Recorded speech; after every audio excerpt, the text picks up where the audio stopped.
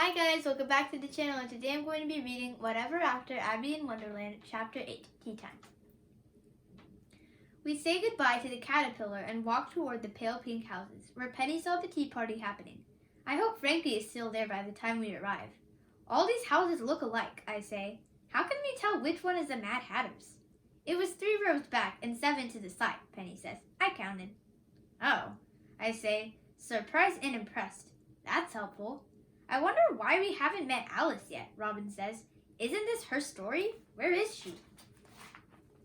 I shrug. I'm wondering about that too. Here we are, Penny says, when we reach the 7th house in the 3rd row. The house, like all the others, is small and pink and only one level. We can hear sounds of a party coming from the backyard. We made it, I say. The Mad Hatter's tea party. If Frankie's here, let's be sure to drink the tea right away. I bet that's the magic swallow that will take us home. That would be perfect, Penny says. They'll probably be serving scones and tea sandwiches too. That's pretty normal for tea parties. I love tea sandwiches, Robin says, especially little egg salad ones with the crusts cut off. Don't forget about the profiteroles, Penny says. I don't know what those are and I'm not asking. But tea sandwiches sounds good. So do scones. I haven't eaten anything normal since we got to Wonderland, besides the tomato tarts. And those don't count, since they got us into trouble. Penny, Robin, and I walk around to the back of the house and peer over the fence into the backyard. A big tree is blocking our view, but I can see a table covered with a bright purple polka dot tablecloth. A short man in a tall hat is sitting on one of the chairs. He's wearing a long jacket, black pants, and a polka dot bow tie that matches the tablecloth. Is that the Mad Hatter? I ask. Yep, Robin says excitedly. Guys, I ask hesitantly, do you think we need to be careful?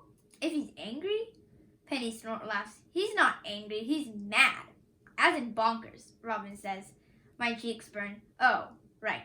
I knew that. Do you know why he's bonkers? Penny asks. It's because in the old days, people who made hats went crazy because of all the fumes and chemicals they ingested. Really? Asks Robin. I didn't know that. Well, I do, says Penny. I know a lot of stuff. I know you guys think I'm dumb, but I'm not. I don't think you're dumb, Robin says. Not you, Penny says, lifting her chin. Abby. I don't think you're dumb, I say, my cheeks down on fire. I'm the one who just sounded dumb, confusing mad with angry. Penny shrugs. Yeah, whatever. I don't think Penny is dumb. I really don't. I hate that anyone, even Penny, feels like I do. You just found this house. That was impressive. Thanks, Penny says grudgingly. I look back at the table. Sitting beside the Hatter is a fully dressed rabbit, also in a suit and a bow tie. For a second, I wonder if it is the same rabbit who lied to us earlier, but this rabbit is gray instead of white. And on the table, beside the rabbit, is a little brown mouse, who is fast asleep and snoring, loudly. Snort, snort, snort. In the middle of the table is a teapot, but I don't see Frankie. Does that mean she's not here? But then I hear a girl say, these cookies are delicious. The girl's voice sounds like Frankie. Frankie's voice. It's Frankie. Yes, yes, yes, she's really here. We found Frankie. Frankie, I holler from behind the fence. I can't control myself. I'm so happy we found her. Abby, we hear Frankie call. Is that you? Yes. Where are you? Behind the fence. Behind the part hidden by the tree. I'm with Robin and Penny. My friends are here, we hear Frankie say to the rest of the tea party. Hurrah! In a second, Frankie has dashed over to the fence. She's smiling and looks like her regular Frankie self, except she's just as tiny as we are. It's so good to see you guys, she cries. We've been looking everywhere for you, Penny snaps. You have? Frankie says, straightening her glasses on her nose. Yes, I say, and we are so happy we found you. Are you okay? Are you totally freaked out? Hi, Frankie, Robin chirps. Isn't this fab? Isn't this balloons? Frankie looks at her quizzically. It is fab, she says. We're in Alice's Adventures in Wonderland. We know, Robin says. Let me take a picture of all of us back together. Oh, she pats her pockets. My phone is gone. Oh no, it must have fallen out when we ate the mushrooms. That's too bad, I say, but it isn't really. This way she won't have any proof of where we were when we get back. So wait, what happened after you fell down the hole? I ask Frankie. Did you panic? Panic? No, why would I panic? Frankie smiles. As soon as I saw the floating furniture, I thought of Alice. By the time I saw the Drink Me sign, I knew I had fallen down the rabbit hole. Do you know how many times I've read Alice's Adventures in Wonderland and Through the Looking Glass? At least 15, maybe more. This is the most incredible thing that has ever happened to me. I know, right? Robin cries. Wow, Frankie is braver than I thought. You read the same book 15 times? Penny asks, incredulous. But why? I won't admit it, but I kind of see her point. Seems like overkill. Are you kidding? Frankie asks. Every time I read it, I learn something new. There are so many layers. My dad has read the book even more times than I have. He says that he understood it in a totally new way when he was in college than when he was a kid. And then again after he had his own kids. He says he gets something different out of it every single time he reads it. And that it even teaches him things about himself. Really? I don't know about that. A book is a book is a book. But still, hurrah! We now have someone with us who actually knows the story. What a relief. What's Through the Looking Glass? I ask. The sequel, Frankie says. I love that book too. I can't believe we're here. Of course I wondered if I was dreaming, but it seemed so real. And then I pinched myself to make sure. We did that too, Penny says. I still think that's bogus, I murmur. But anyway, go on. And I realized I was awake, Frankie says. So then I drank the potion and drank down, and went into the garden to explore. I was looking for Alice, but I don't think she's here yet. We must have just missed you, I say. How long have we been here anyway? Frankie asks. At least a few hours, I say. My nanny must be freaking out, Penny says. We have to figure out what will take us home. My parents will fire her if they find out she lost us, and I can't deal with training someone new. Again. Frankie nods. Oh, right. I've been so focused on exploring, I haven't been thinking about how to get out of here. Well, I say, we met the Cheshire Cat and... You did? Frankie squeals. I've been looking for him. Yep, and he told us that the right swallow would take us home. She furrows her brow. The right swallow? You mean something we have to eat? We think so. Or drink. She turns back toward the tea party. It could be the tea. But you're still here and you drank some, right? Penny asks. Not yet, Frankie sighs. I've been trying. What's the holdup? I ask. You'll see. It's not exactly a normal tea party. Nothing in Wonderland is normal, Penny grumbles. This story is kind of bonkers, I say. Of course it's bonkers, Frankie says. That's what makes it so amazing. Just wait until you meet the Hatter, the March Hare, and the Dormouse. They're definitely bonkers. All the best people are, we hear the Mad Hatter say. Frankie pulls open a gate in the fence I hadn't noticed and says, You should come in. Why do I never notice gates and fences? You think someone would build them to be more obvious. We follow her into the backyard. Is it okay if my friends join us for tea? Frankie asks the group. I'm afraid we don't have room for them, the Mad Hatter says sadly, shaking his head. His hat veers from side to side. He's shorter than us, but his hat makes him look taller. Penny narrows her eyes and motions to the many empty seats at the table. There are like 6 unused seats. Yes, but what if the Dormouse wakes up and wants to sit there? The Mad Hatter asks, patting the empty seat beside him. Or there. He gestures to the empty seat next to the empty seat. Or there, or there, or there, or there. Wait, did I say there? He points with both hands at the first chair. Well, the Dormouse is sleeping, Frankie says, gesturing to the snoring little mouse. So my friends can sit in those seats, and if he wakes up and wants our seats, we'll just move over. She motions for us to sit down before the Hatter can say no. We all do. No one stops us. Look at Frankie. She's so brave and in charge. I love it. Would you like some chocolate milk? The gray rabbit, the March Hare, asks me. Why, yes, I do want some chocolate milk. I want chocolate milk even if it's not the right swallow to take us home. I look around the table. Where is it? I wonder out loud. There isn't any, the Mad Hatter says, and bursts out laughing. Okay, I say, confused. Then why did you offer it to me? I didn't offer it, the March Hare says. I just asked if you would like some. Frankie gives me an I told you so smile. Penny rolls her eyes. Robin laughs. Got it, I say. Would it be possible for me to have some tea, please? Neither the March Hare nor the Mad Hatter answers.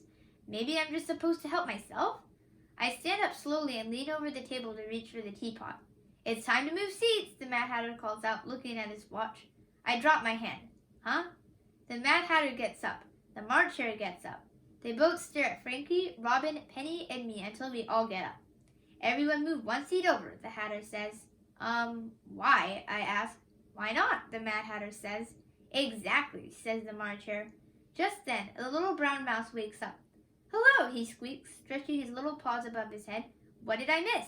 Everything, the Mad Hatter says. At the same time, the hare says nothing. The little mouse yawns. I think it's time for my nap, he says. He closes his little eyes and goes back to sleep. The hare picks up a cookie from the plate. Is this raisin or chocolate chip? Do you have a raisin for asking? Asks the Hatter. The hare nods.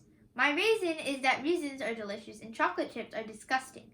I'm not sure if he mixed those words up on purpose. Also, he's clearly bonkers, because what kind of person in their right mind prefers raisins to chocolate chips?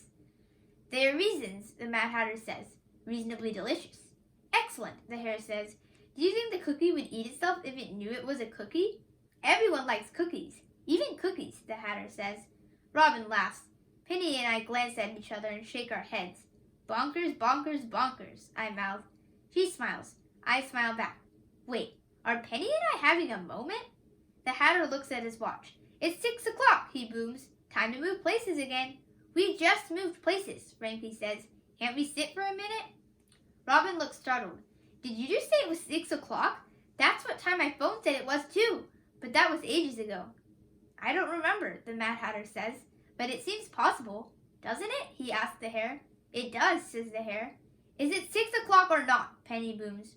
Right now? Asks the Hatter. Yes, what time is it right now? I ask. I wish I knew what time it is back home. He looks back at his watch. It's 6 o'clock. Really? Frankie asks. She bites her thumbnail again. But we're all getting picked up at 5:30. Our parents are going to be worried. It's okay, I tell them in my most soothing voice. Time is probably different here, since we're not in Smithville. That's normal for story hopping. Story hopping? Frankie asks. Robin nods. This isn't Abby's first trip into a story. Normally, she goes into fairy tales.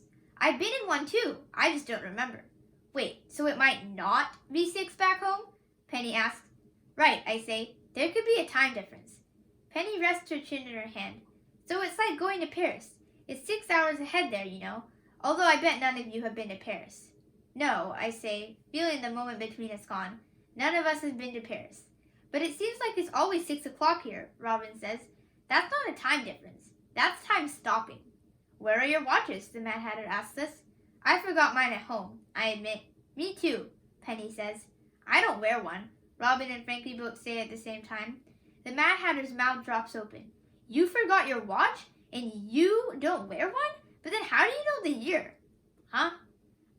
It's the same year all year, I say slowly. Yeah, Robin says. It's the time that changes. I'm sorry to inform you of this, but you are absolutely wrong, the Mad Hatter says. The time never changes. It's always 6 o'clock. I mean, seriously? Bonkers, bonkers, bonkers, Penny mutters. I had a fight with time, you know, the Mad Hatter says. He takes off his hat and scratches his head, then puts his hat back on. I forget who won. I honestly can't tell if he's kidding, I say. Oh my goodness, the Hatter says, jumping up. Did I say it was 6 o'clock? Let's go, everyone. Move down a seat. We all move. Again. We are never getting the tea. We might be stuck here forever. Can I have a sandwich? Robin asks, staring at the tray of little crustless sandwiches. Absolutely not, responds the hare. Those are for the dormouse. You can ask him to lend you one when he wakes up. Lend her one, the Mad Hatter asks. Is she going to give it back? She might, the hare says. They're pretty old and she might throw it back up. Penny stands up, her hands shaking. Okay, that's it. I can't spend one more second in this crazy place. I want to go home, and that means swallowing whatever I have to. Sick-inducing or not. Let's do it, I say, but let's start with the tea. Least likely to make us throw up, I think. I jump up from my seat and grab the teapot. Excuse me, says the hare. That's very rude. I don't care. I pour myself a cup. I try not to notice that the teacup is dirty. I drink it in one gulp. It's cold and tastes like apple juice. Who knows if this is even tea? I figure if I suddenly disappear like magic, my friends will know the tea was the correct swallow and they'll drink some and we'll all be home. Nothing happens. Very rude, the Mad Hatter says. She didn't even offer us any. You put the U in rude, the hare says. I turn to Frankie, Robin, and Penny. Well, that didn't work. I guess we get to stay a little longer.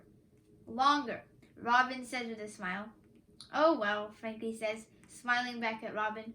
What about the tea sandwiches and cookies? I asked the Mad Hatter. Can we please try one of each? You can, he says. But may you? May I ask. You may, says the Dormouse, opening his eyes for a split second before going back to sleep. You may, repeats the Mad Hatter, but you may not want to. Ugh. Robin's eyes light up. She grabs an egg salad sandwich and pops it in her mouth. She chews. Nothing happens. Absolutely nothing. Frankie tries the tuna salad sandwich. She doesn't disappear. Penny hesitates before going for the cream cheese and jelly one. Nothing happens to her either, except she makes a "this is gross" face. Well, at least I don't have to eat the gross old sandwiches. I try the cookie. Yuck. It is raisin, and it doesn't send me home either. The Dormouse wakes, yawns, and falls back asleep. I tried the tea and the cookie. Frankie, Robin, and Penny tried the sandwiches. Nothing worked. So what could be the swallow that will take us home? Do you hear that? Asked the hare, putting his hand up to his long ear. I think that's me chewing, says Robin, taking another sandwich. I stop and listen. Actually, I hear something too. Rustling. And then a voice says, The thieves went this way. The thieves? Penny whispers, her face draining of color. They're not talking about us, are they? Why would they be talking about you? Frankie asks. We may have eaten the Queen's tarts, I say. Frankie's eyes widen. You ate the Queen's tarts? But don't you know the poem? None of you read the book? Penny said she read the book, I snap. You said you read the book too, Penny snaps back. Just tell us the poem, I say. Frankie nods and begins reciting. The Queen of Hearts, she made some tarts, all on a summer day. The Knave of Hearts, he stole those tarts and took them quite away. So someone else stole the tarts? Robin asks, confused. Someone else was supposed to steal the tarts, Frankie says. The Knave of Hearts, which is the Jack. And then he gets caught and the Queen puts him on trial and condemns him to beheading. Yikes. Again with the beheading, Penny says, running her hands over her hair. Why is this place so obsessed with beheading? That's a very good question, I stand up, feeling sick. We've got to get out of here before the cards find us. Thanks for letting us come to your tea party, Robin tells the Hatter, rubbing her stomach. The egg salad sandwich was really good. It was a pleasure to meet you, Frankie says, jumping out of her seat. He frowns up at her, then glances from Penny to Robin to me. Where did you four come from? We've been here the whole time, I say. He jumps and looks at his watch. The time? Why, it's 6 o'clock. Time to move seats for tea. Keep searching, we hear one of the cards shout in the distance. Eek. We've got to move, I say as Frankie, Robin, and I hurry to the gate. But where are we running to? Penny asks, hurrying with us. I don't know, I cry. Frankie, what happens next in the book? Frankie bites her thumbnail as she runs. Well, now I'm not so sure. The fact that you guys ate the tarts kind of messed up the story. We messed up the story, huh? I sigh. Story of my life. Thanks for watching. Make sure to like and subscribe. Bye!